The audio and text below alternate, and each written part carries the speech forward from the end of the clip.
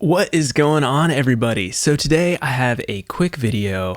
If you are interested in building your soundproof studio and you are thinking about hiring a contractor, then this video is for you. I'm going to tell you all the things I learned, the good, the bad, and the ugly about working with people on my team, including a contractor, electrician, even hiring out an HVAC guy.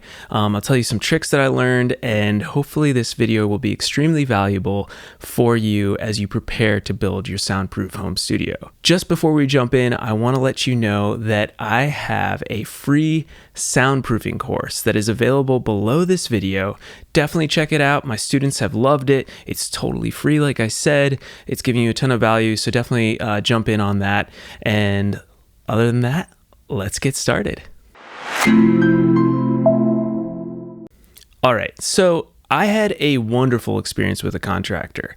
I hired, as some of you who have watched these videos before, Henry Thompson, who's here in Nashville. He's wonderful, awesome human being, and I couldn't recommend him enough if you are in the area. If you are not in Nashville and you're trying to find somebody, there are a few things that I would say when trying to find a contractor. My first number one thing that you want to do when you're looking to hire a contractor to build your home studio is your gut feeling. I can't stress this enough. I met with, I think about 2 or 3 contractors before I finally met Henry, and every other one, like in my gut, it just didn't feel right. Either they were too expensive, too like professional, and they kind of did big houses, and like my project felt like it was a bad fit with them, and it just, in my gut, I just knew this doesn't quite feel right. Another guy was kind of like trying to cut corners. He kind of had that like, I don't want to say sleazy, but it felt a little gross, like this kind of like, we'll just get it done for you. We'll just do everything right, blah, blah, blah. And it's like, I didn't want to deal with that.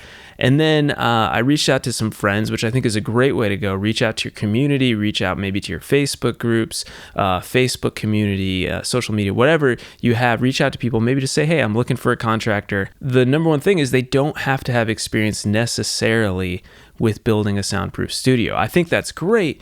The only downside I can see to that is if you hire someone who is like dedicated to building home studios, you're probably going to be paying a pretty high premium on their skills and everything like that. And that's why I'm here to teach you about the soundproofing, so you can then go hire someone who's skilled in the actual building and construction side, and then you can communicate with them and develop an amazing studio. And so you're kind of the brains behind the operation, and they're the brains of the construction process, and you're this team. And that's the way I did it. And I think it's a really awesome way to do it. 1, you have this wonderful knowledge that you know what you're doing.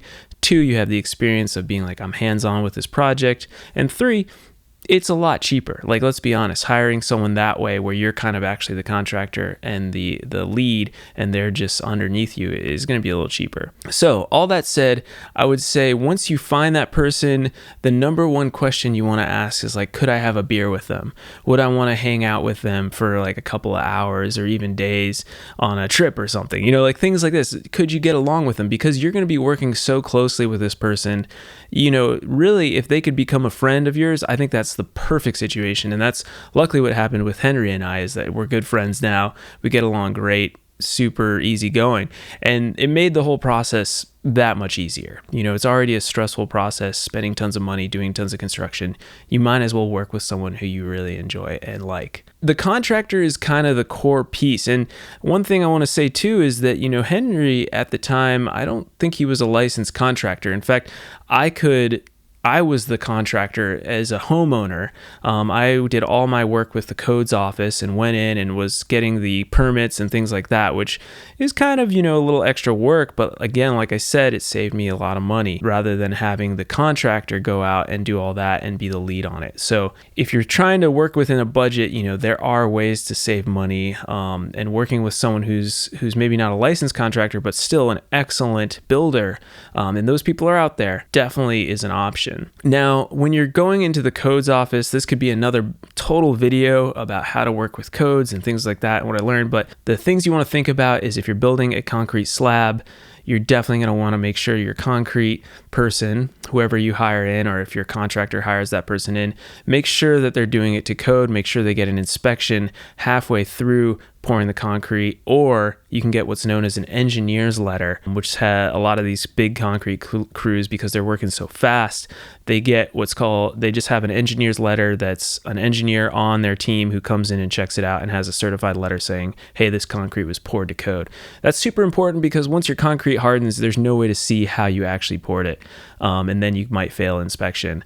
Other than that, if you're running the show yourself like I did as the lead on all your permits, you're going to have your rough-in for electrical that you're going to have to call in and make sure that your electrical was done well. You're going to have to do your building first permit, which is the framing. So once everything's framed, but not actually filled in with your drywall and everything, you're going to have to get an inspector out for that.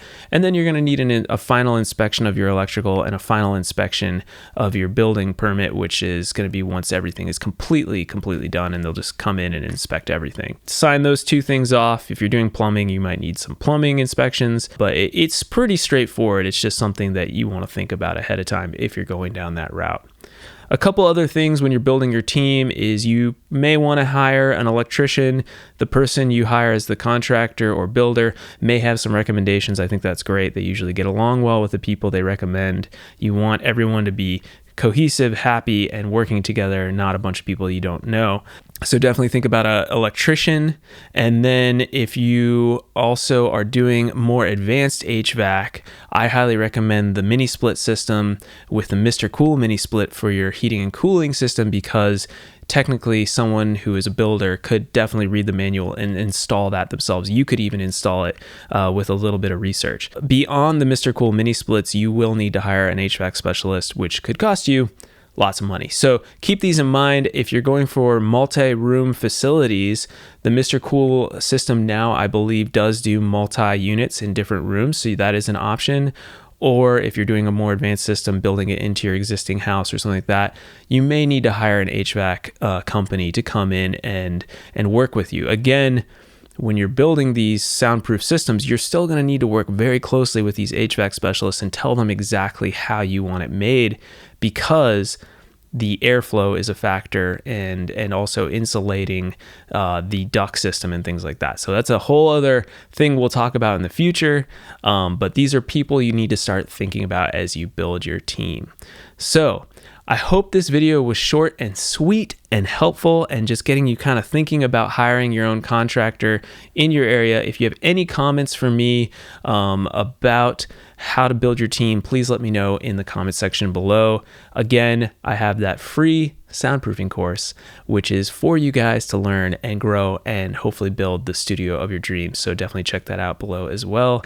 And new videos every week, usually come out Monday afternoons. So definitely keep posted, and I will see y'all next week.